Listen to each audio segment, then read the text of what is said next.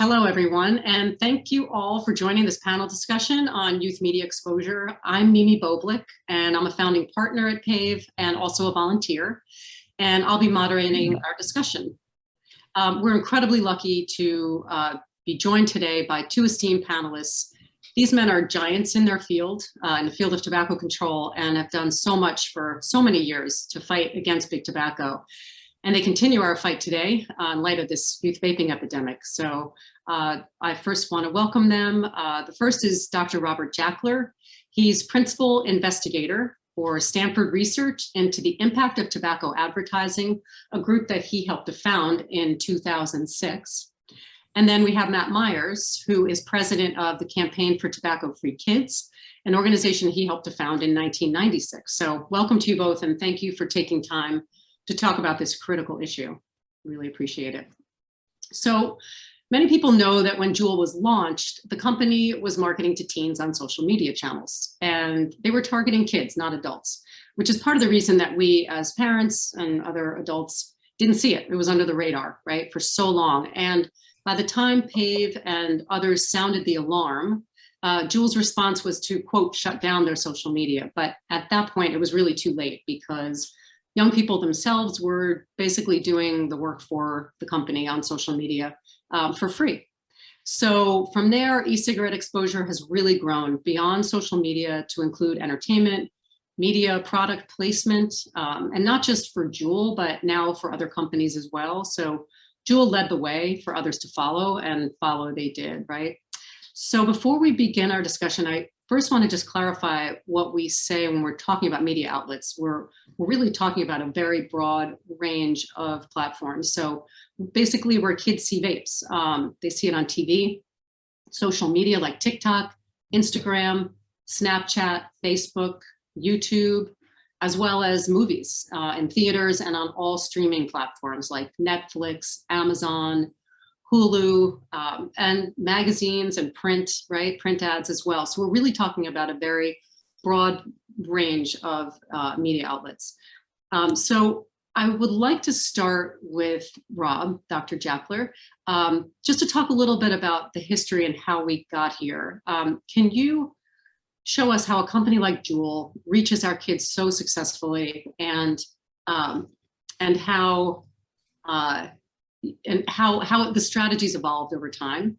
Specifically, if you could talk about what you call viral marketing and how that works, and other tactics in recent years that set off and continue this youth vaping crisis.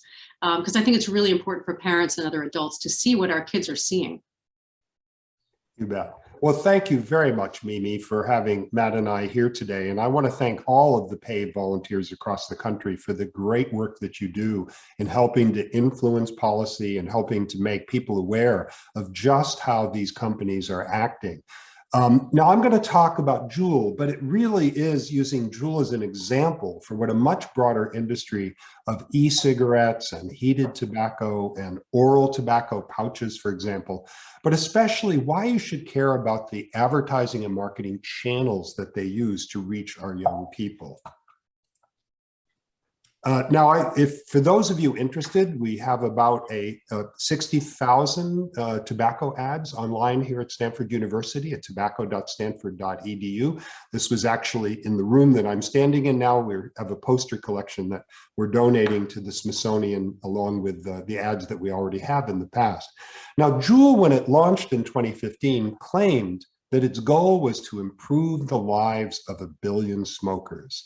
Now, the guy on the left is an adult smoker and the young girl on the right is a teenager. The advertising strategies to reach these two groups are diametrically different. Now, the tobacco industry has long known that it needed to recruit youth simply because very few adults start smoking. It's almost entirely part of adolescent rebellion in teenage years.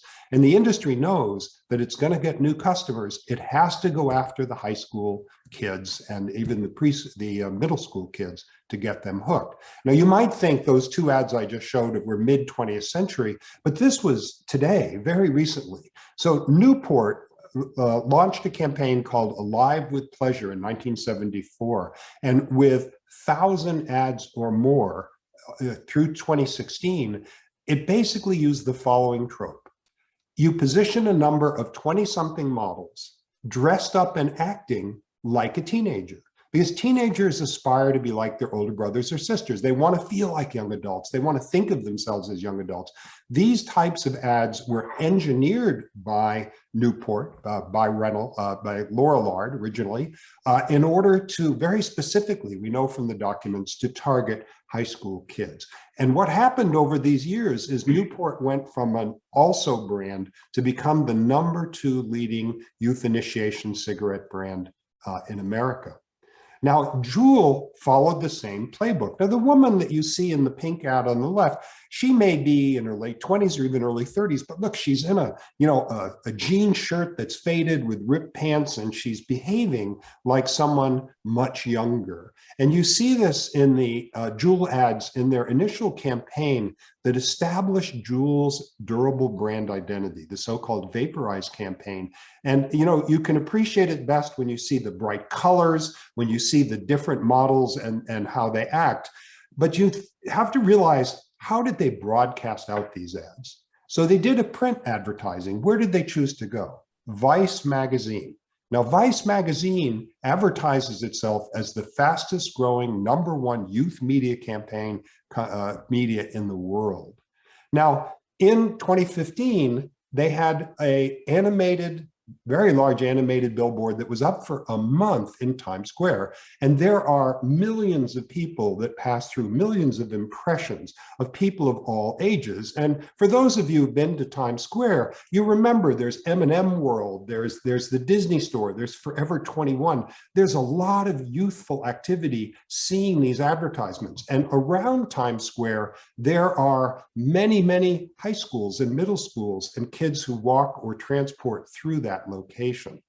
Now, importantly, and I think I'll kill the speaker for a moment, importantly, the most impactful place for an advertisement to be is not in Times Square, it's at the point of sale, in a convenience store on the counter, in a gas station, in a vape store. And the Vaporize campaign didn't last a few months, it lasted several years with tens of thousands of these units still dispersed throughout the nation. And you can see here that Juul early on created experiential marketing. What they did is they had parties and they hosted cinema nights and they hosted music festivals. And at those, they would have young people in groups, and they would try to associate their brand with being cool. The kids may be conventional, they may not be cool, but they're very attracted to the imagery of what would be called cool, influential kids. Now, Juul hired Grit, a creative group, to bring in influencers to these parties. Later, they did it in social media, but these influencers were often fashionistas, they were radio disc jockeys, they were the kinds of people who young people would see as trendsetters.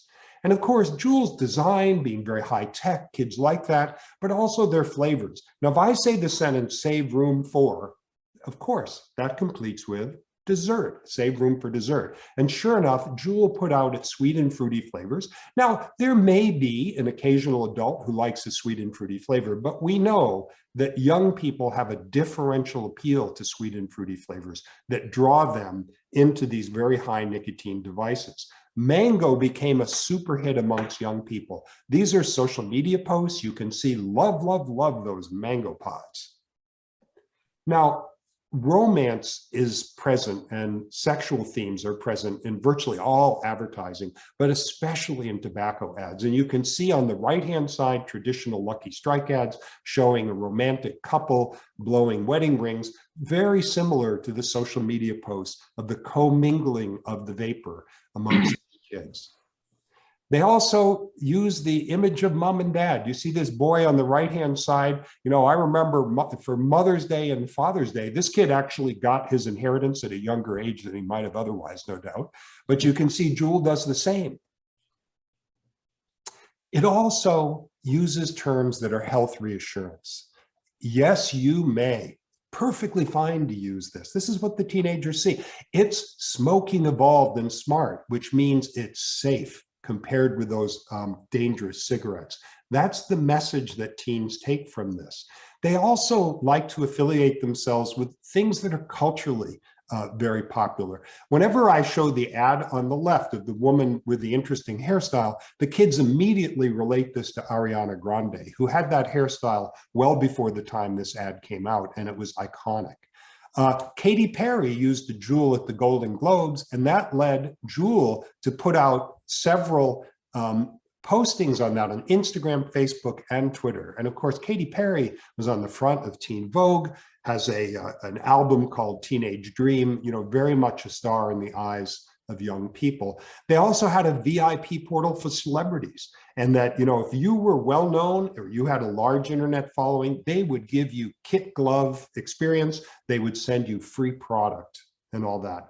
Now, the Juul co-founders, James Monsies and Adam Bowen, who were two Stanford students in the design school when they designed it, by the time they came up with their marketing plan, why would they reinvent the wheel? So Marlboro is the #1 brand of cigarettes around the world, and they decided to emulate it. And in fact, here you see its initial design with the diamond shape. It was so reminiscent of Marlboro that in fact, Philip Morris sued, and Altria sued Juul and made them change their design because it looked too much like Marlboro. So as time goes by, Juul comes out with a number of special colors and special designs. You wonder whether perhaps they were following the Marlboro playbook. And the same is true for their advertising. These vaporized ads were very much influenced by two different campaigns of Marlboro, the Be Marlboro campaign and the You Decide campaign. These were very youth-oriented campaigns, and they seem to be the antecedents for what Juul was inspired to do. So why should you all care about Juul and other tobacco purveyors' social media strategy?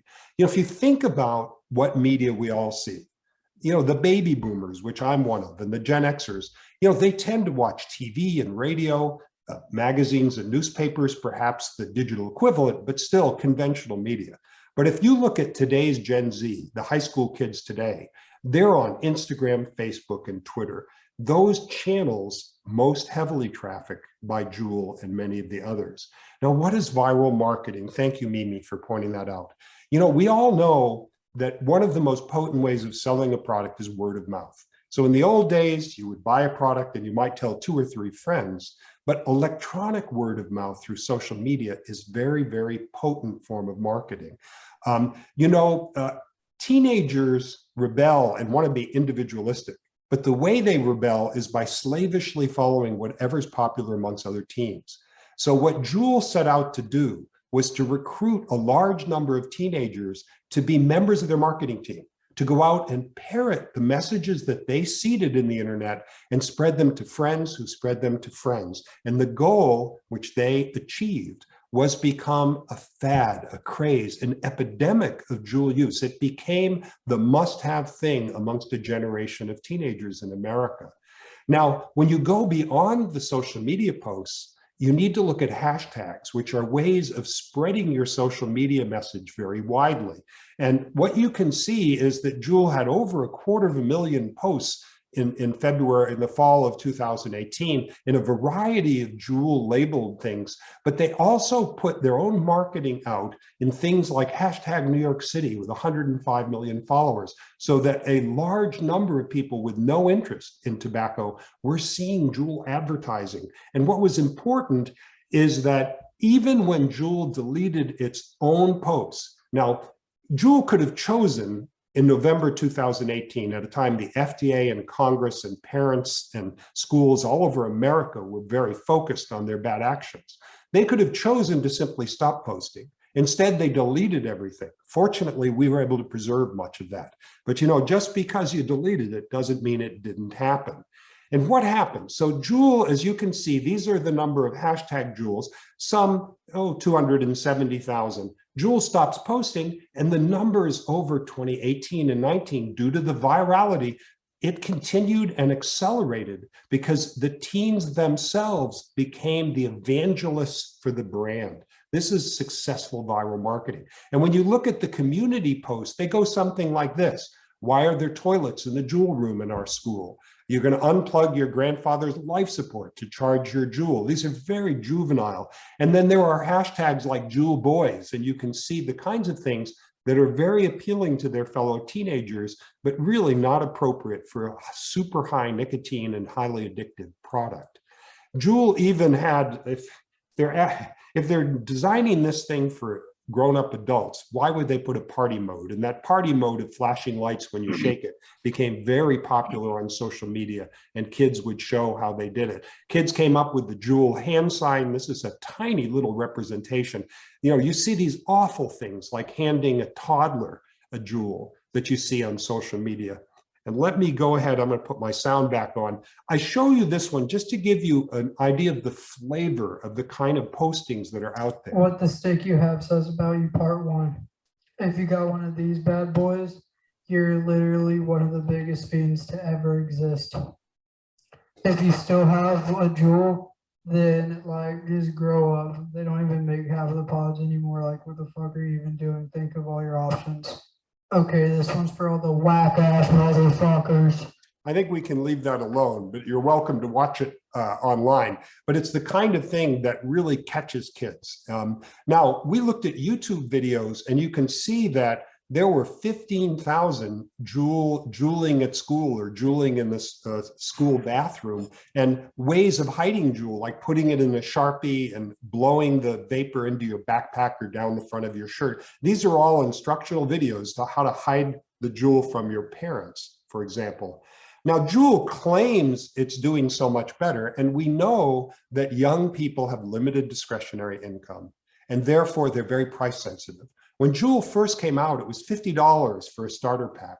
But as you get into 2021, after Juul has been forced to stop social media posting, has restricted down to only 2 flavors, tobacco and menthol, they then drop to $5 for the starter pack, very much within the reach of many children compared with the way it was before. This is not a behavior consistent with the company that got the message, frankly. And they also send out, you know, your $1 starter kit. They will give 40% off starter kits to get you started and get you hooked. So some thoughts about policy. We studied what goes on in Facebook. And Facebook, as of 2018, had some very stringent policies. Unfortunately, the tobacco industry was not respecting them. So we went to Facebook, had a series of meetings with some senior people at Facebook. They promised to study it, and they came back and they said, you're right, we're not following our policies. And what they did is they simplified their policies and didn't change anything. And so it continues to be a vehicle for tobacco promotion. This is from Matt's group, the Campaign for Tobacco-Free Kids. There are now, as is often the case in America, meaningful changes in regulation starts at the local level. So advocating in your communities, in your schools, in front of your aldermen or supervisors for a flavor ban on these sales is very effective, and it grows up gradually. Some states have, notably Massachusetts, and California hopefully will be validated soon. But remember, one thing I've learned in studying the promotional behavior of the tobacco industry is they have the very best people that money can buy, with emphasis on the money can buy. And they are very clever at putting poison pills, little tiny changes in wording and regulations, but also in ways to escape them. And my last point to make is about escape from regulation. So in January 2021, the Trump administration banned cartridge e-cigarettes from having flavors other than tobacco and menthol. That means your mango pods went away, but left 2 huge 8-lane highways of escape, refillables and disposables. And that's how the fad for Juul turned into the fad for Puff Bar. And I can tell you, Puff Bar is exactly the same size and shape as Juul and comes out in a gazillion sweet and fruity flavors that are youth appealing. What this is a TikTok video of a kid saying how you can buy Puff Bar or anything online as a kid. And the reason is you can just get around it by using a gift card, which doesn't have any age associated with it. So kids, even though there's tobacco 21, even when it was tobacco 18, kids younger than that were getting large amounts of regular cigarettes, mini cigars, and vaping things. So Puff Bar, trying to get around flavor bans, comes out with an unflavored puff bar to which you put on a little plastic sleeve doped with flavorant. Again, this is how clever these industries are. If you've ever been in a vape shop, there are a million bottles that are of nicotine in different strengths and sweet and fruity flavors. But in the future, they may just have unflavored nicotine and all sorts of bottles of flavoring that you add, and you simply drip in the flavor afterwards. And the law does not anticipate the fact that you can have little flavor bottles next door. Right now, I'm deeply in studying how menthol became what it is in the African-American community and also among youth. And I can tell you that they're defeating menthol bans by coming out with these little orbs that you poke into your cigarette, or even a little machine which will dope it with the menthol flavor for you. And with that, I want to thank you and pass it over to my friend Matt, who, gosh, I just admire him so much, what he and his organization has done. Been exceptional.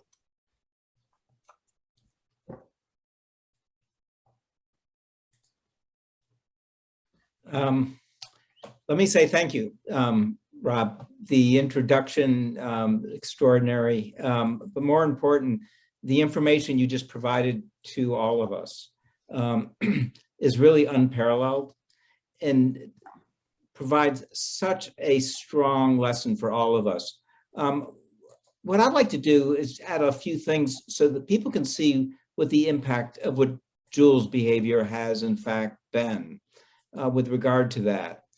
Because the industry all argues that all of this, yeah, maybe there was some unintended consequences, but this was really all intended to go after adult smokers. On the other hand, if you actually look at the data, this is the reason why you need to be really concerned. So here, Juul begins to become very popular in 2016. The blue chart is the increase in sales in the e-cigarette industry. The orange chart is the increase in sales among kids. The purple chart at the bottom is adults.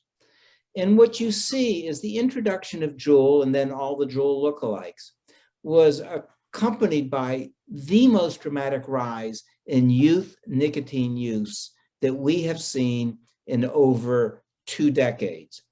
And the entire growth, if you look at the chart, it tells a story, was all among kids. There is no increase whatsoever in adult use. What impact did that have on cigarette smoking among kids? Because you will often hear Juul argue, well, the introduction of our product resulted in a decrease in the number of kids who smoke cigarettes.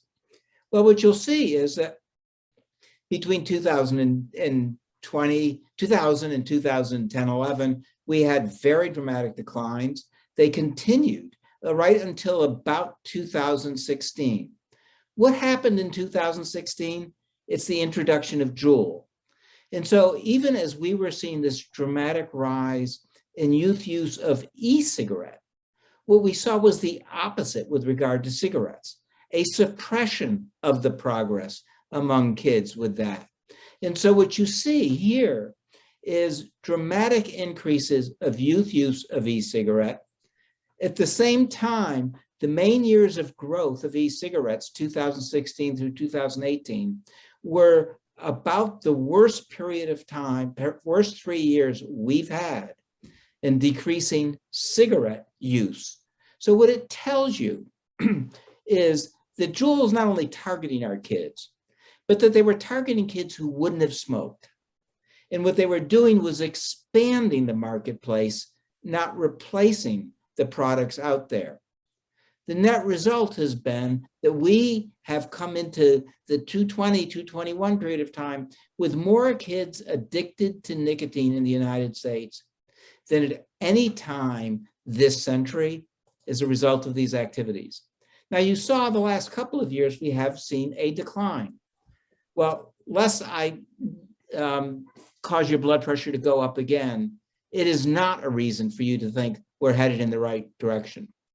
Because A, the number of kids who are still using these products is close to 1 in 5. But more important is that what we're seeing is because how Juul figured out how to deliver nicotine, the young people who are experimenting with Juul and the other similar products today, the disposables, the puff bars, are becoming addicted at unprecedented levels, 5 times the levels that we saw with regard to cigarettes. And even as the number of kids in the last 2 years who have been using these products on once in 30 days, twice in 30 days has declined, the percentage of e-cigarette users among high school students who are addicted, that means they're doing it more than 20 days a month, has grown each and every year since Juul's introduction. So we may be moving off of a slightly lower base than we were before, but with an ever increasing problem, because the data shows conclusively, if you become addicted as a child, as if you become addicted as an adolescent, your risk of addiction throughout your entire life is dramatically higher. And therefore, it's not a surprise that all of the studies show us that among nascent e-cigarette users who were not previously cigarette smokers, today the data shows that they are 3 to 4 times more likely to become cigarette smokers. So it means that we have a dual concern. Addiction for an adolescent is itself harmful, but it dramatically increases the risk of lifelong addiction and dramatically increases the risk that those kids will go on to smoke the most lethal product, and that's still cigarettes. And did these products really have a dramatic or even meaningful or measurable effect on the adult decline? You know, unfortunately, adult cigarette smokers have been hurt just like kids have. So this chart will show you that we have been making significant and steady progress since back to 1997. But if you look at this chart and look from 2009 to 2015, when Juul hit the market, what you see is cigarette smoking among adults dropped from 20.6% to 15.1%. What you also see, though, is the introduction of Juul actually slowed the rate at which adults were quitting. So it had a dual harmful impact.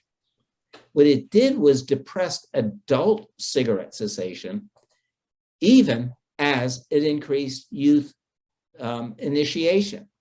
So here's what you've got as a chart of growth of e-cigarette sales, use of these products by adults looking to quit. Absolutely no progress, no increase during the very period of time that Juul was A, introduced, and B, Juul and its other companies are spending all of that money marketing the product.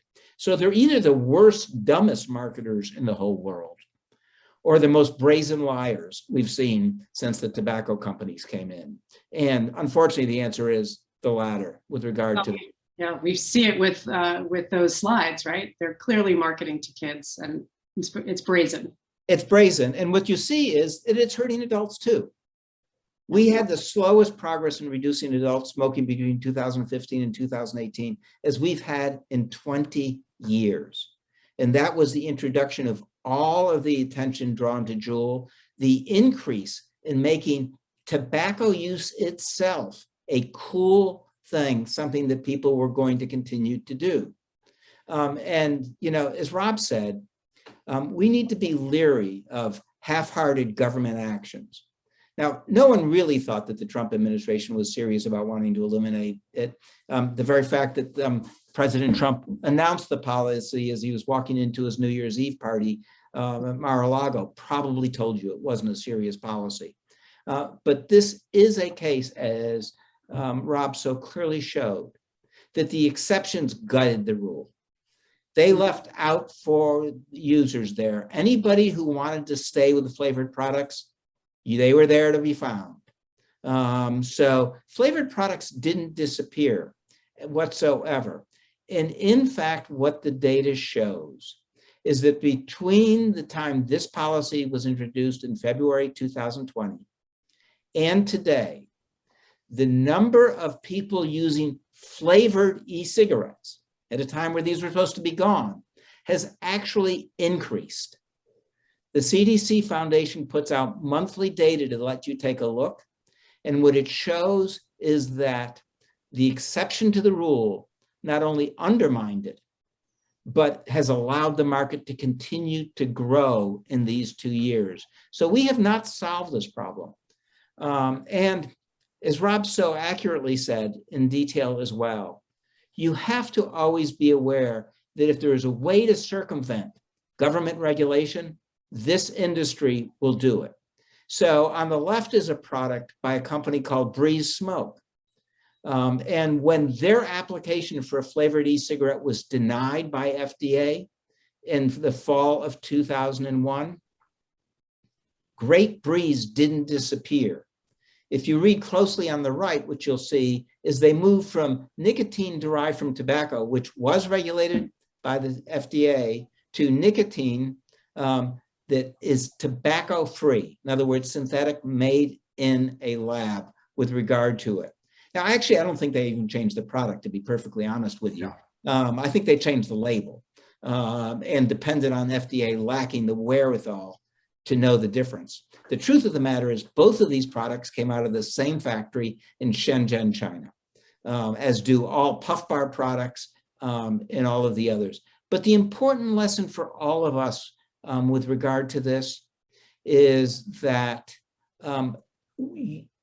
absent really comprehensive reforms and vigorous government regulation and oversight and enforcement, we shouldn't kid ourselves that we are on the path to solving this problem. The Juul playbook is now everybody's playbook. Lure kids with sweet flavors, hook them with massive doses of nicotine, make it cool on social media, team up with big tobacco so your product is placed everywhere kids go, and then fight bans on flavored products and other reasonable regulation, arguing they're really trying to do social good for all of us. None of us should be fooled by the playbook. And it is all about flavors. You know, Rob correctly pointed out the fact that the Trump policy eliminated all but menthol in cartridge-based products. What he didn't say is that the day that policy went into effect, everybody who was smoking mint moved to menthol because menthol is simply a derivative with it. And so you didn't decrease the number of kids using flavored cartridges, you simply move them to menthol. That is incredibly important today because those products are still on the market. And because while, as you will see here, while we have made progress, FDA has rejected applications for thousands of flavored e-cigarettes, but they have not to this day, acted on a single menthol e-cigarette, despite the fact that the data is as clear as it could be. Kids, if menthol is available, kids will use menthol. When that ban went into effect as well, the cartridges, we know there was a 1,000% increase among kids in using disposable devices. So they just pivoted, right? They just pivoted, which is really what brings us to the most important lesson of all of this, which is that if we're really going to be serious about this, then our only answer to this ultimately has got to be a really comprehensive solution. We can't think that we can do half-hearted measures and think we're going to solve it. So what does that mean? You know, Rob, I think, said a couple of really important things. The most effective measures so far are those that have been taken at the state and local level, where they ban the sale of all flavored products. And by that, I also include menthol cigarettes and flavored cigars, because it is very, very important that we do all of that. We've seen in Massachusetts a significant decline in sales, a significant decline in use, and a significant decline in prevalence.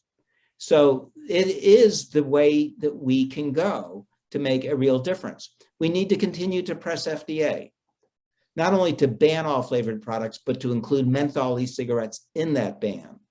Now, 2 months ago, Congress gave FDA authority over synthetic made products like Breeze Smoke. We need to make sure that FDA doesn't do with synthetic products, which it did with the others, which is delay and delay and delay. Any synthetic nicotine product for which an application wasn't filed by last Saturday, theoretically shouldn't be on the market. However, you don't have any way of knowing that because FDA hasn't disclosed who filed and who didn't file, which means we as citizens need to be active, pushing FDA to act and pushing community action with regard to this issue as well. You know, can I talk a little bit about that? Because I want to just, you mentioned getting the flavors off the market. There are other things we would love to hear from you about in terms of, first of all, we'll talk about, but really with regard to policy and regulations, regulatory solutions, are there other things, you know, we talk about taxation, the nicotine arms race, and maybe trying to enforce the retailers from selling to kids? It's a great question, Mimi. You know, one of the things that Massachusetts did do is they put limits on the level of nicotine in the products. I should tell you that both the European Union and Canada already limit nicotine levels in e-cigarettes, so that in Canada, and all the e-cigarettes that kids are using in the United States would be illegal in Canada and the European Union. It's the reason why we have addiction levels far higher than they do. Second, many of the places that have passed bans on e-cigarettes have not effectively enforced them. You know, parents are our enforcement army. Today, with your phone and camera, you have an ability to identify every store that is continuing to violate those laws, publicize it, reach out to your local authorities to ensure that those are effectively and rapidly enforced. Three, as Rob showed, the industry knows the kids are price sensitive. That's why they've reduced the price. Mm-hmm. Therefore, if we're going to counter that, we need to make sure that e-cigarette products are taxed at levels comparable to cigarettes, and that those taxes are continually increased, and that we're on the lookout for how they circumvent or avoid those taxes whatsoever. You know, I just want to add just one other thing that I think is really important, which is parents shouldn't underestimate their voices in their community. These are local community stores that are selling these. In my neighborhood, it's not a coincidence that the gas station across the street from our local high school, across from our middle school, and right next to our subway stop is filled with these products. We can do a lot of point of sale marketing, right? I mean, there's a lot of, the point of sale marketing is really in kids' faces. It's totally in kids' faces. Kids go in to buy whatever they buy these days, and they're confronted with this as one of the options to buy it. And as much as I support raising the age to 21, there is a reality that we've learned with kids for 100,000 years.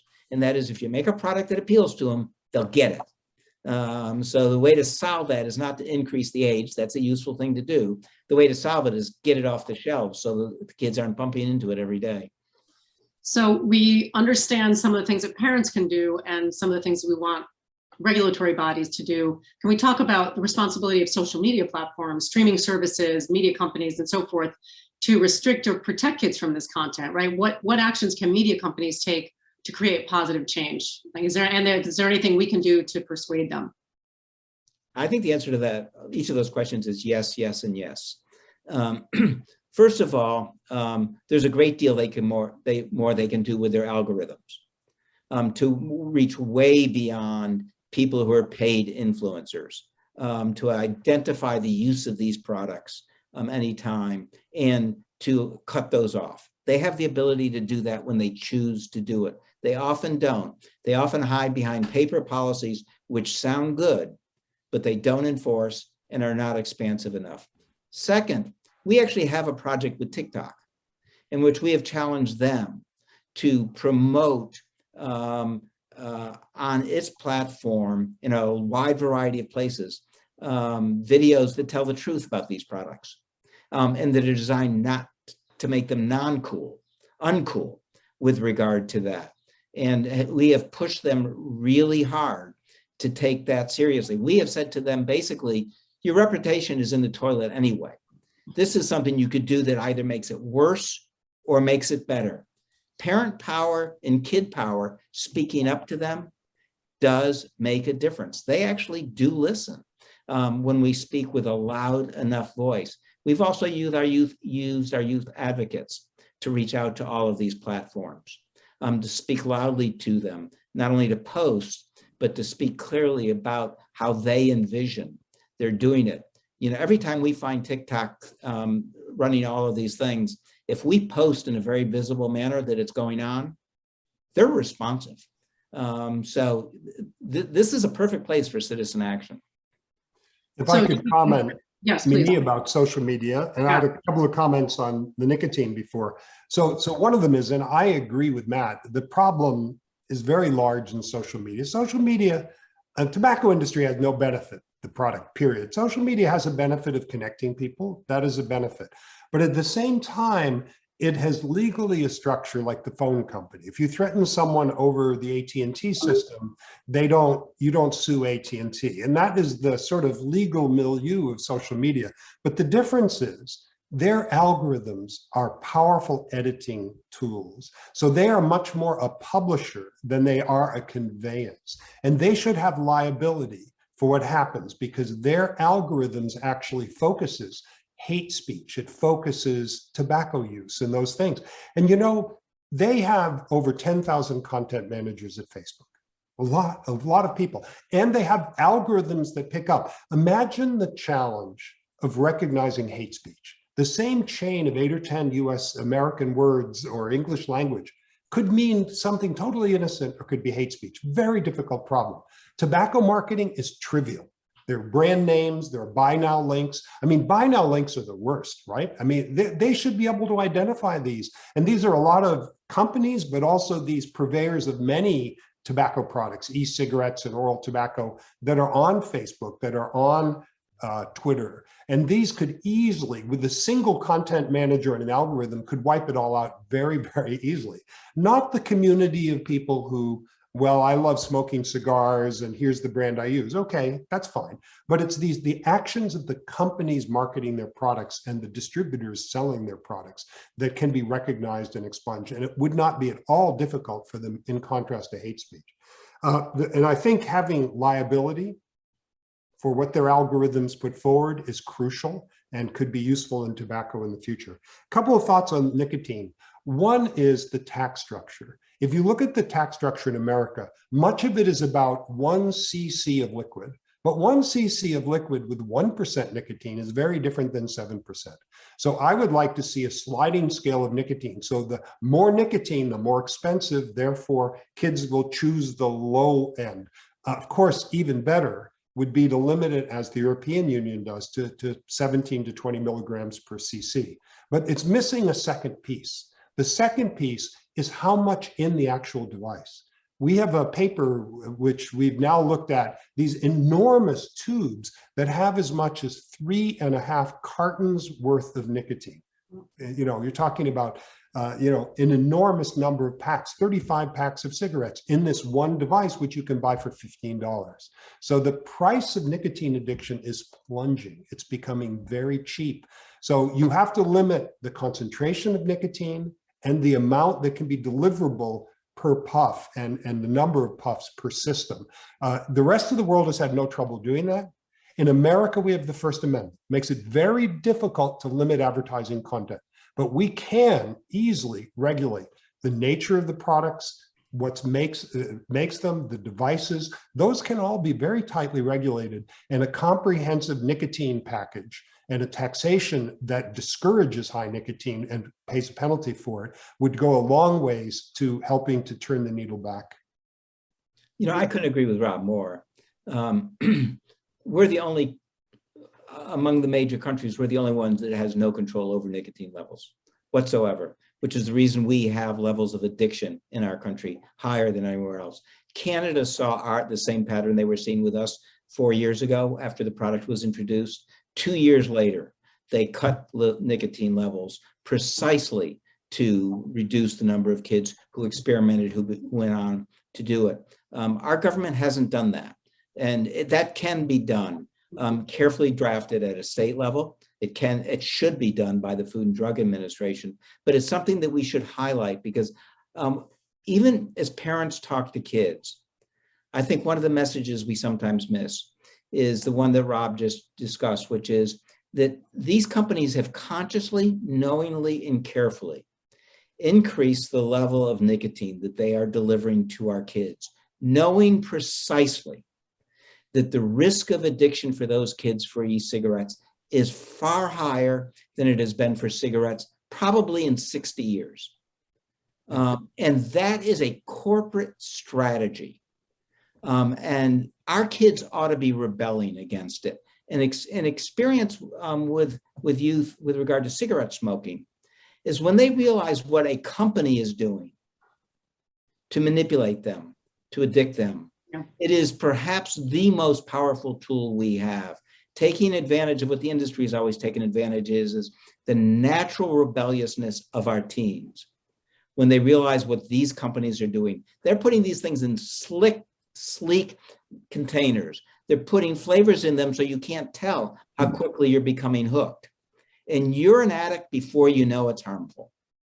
Exactly. This Juul pod that I'm holding up has as much nicotine delivery as a pack of 20 Marlboro cigarettes. But the difference is when you're a 14 or a 16-year-old trying to fit in with your friends who feel cool by smoking, if you smoke a Marlboro, you're going to start coughing and wheezing. And if you manage to do 2 of them, you'll probably be on your knees over the porcelain throne. With Juul, it's soft, it's sweet, it doesn't irritate it nearly as much.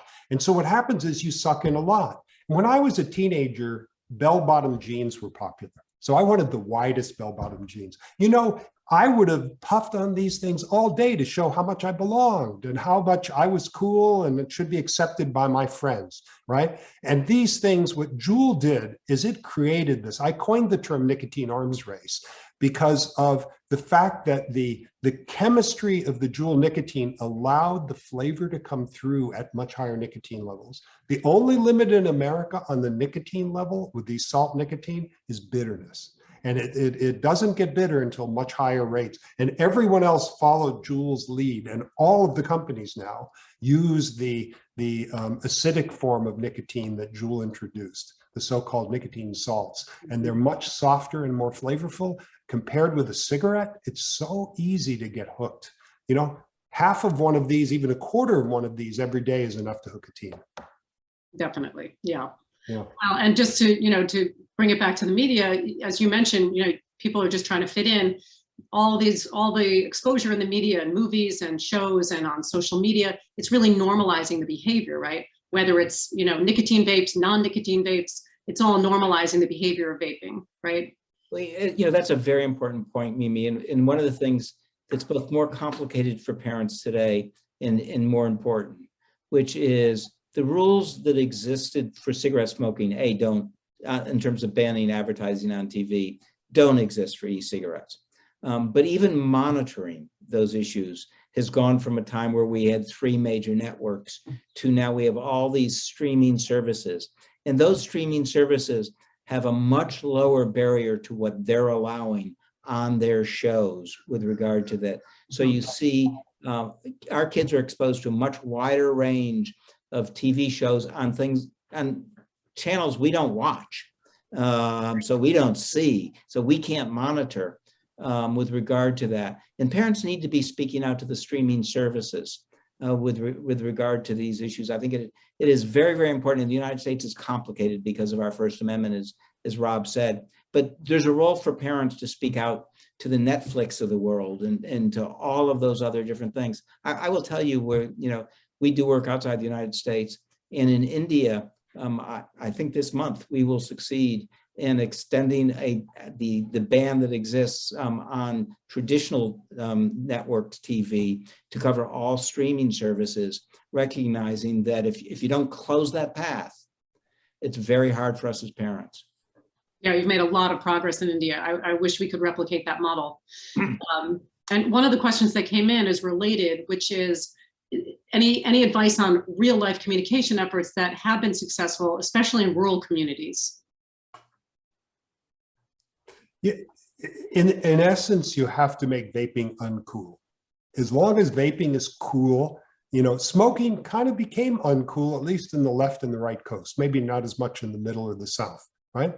And finding ways of making it not be cool so that when the high school sophomore sees the senior smoking after school, you think that chump bought the big lie, right? He's not cool. He bought the big lie. And some guy's getting rich and taking the money they could use for something else.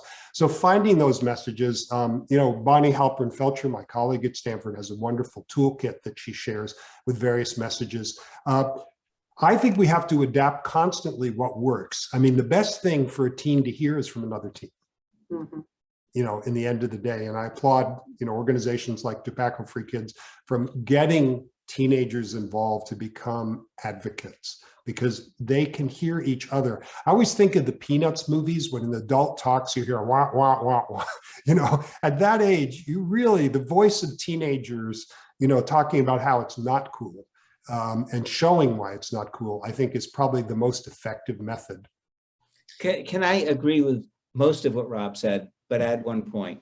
I do think messages that are designed to make it uncool, messages designed to let kids realize the extent to which the industry is consciously manipulating them for their benefit are very important culturally. And frankly, among cigarette smoking, it's not just the two coasts. I mean, we've got cigarette smoking down to 4% nationwide among high school kids. And that's because we have gotten that message all across the country. There are pockets where it's not true. We have to do the same thing with e-cigarettes. The only area I disagree with Rob is I think parents have more power than they think. Tell us about that. That's really important. Yeah. You know, you can't lecture to your kid because we all know that doesn't work. Anybody who's had a kid knows that doesn't work. But in fact, our parents, A, model our behavior, and B, when we're straight with them on facts and have an honest discussion about verifiable, provable facts, they listen more than we think they do. They may act as if they don't because they don't want to admit that they do. But the data shows they do. You know, and I often used to say with regard to cigarette smoking, it's as true today. I think when parents sit down with kids and have an honest conversation, they have a really good chance of impacting behavior, greater than they think. What we need to do as policy people and as advocates is make sure it's a fair fight, that they're not up against the Marlboro man image. And we've got to do everything to get rid of those images so that when parents sit down and do what they do well, their kids listen, and they will listen. Well, I certainly think that's true just based on our history of smoking, right? Our generation of kids, they would have never picked up a cigarette. And within an instant, because of all the social media blitz and all the great advertising, they made Juul and others, you know, other products, e-cigarettes cool, right? And it's just as Rob said, the key is make it uncool, make them feel that it's the industry who's lying to them and manipulating them, not their mom and dad, not their teacher with regard to that.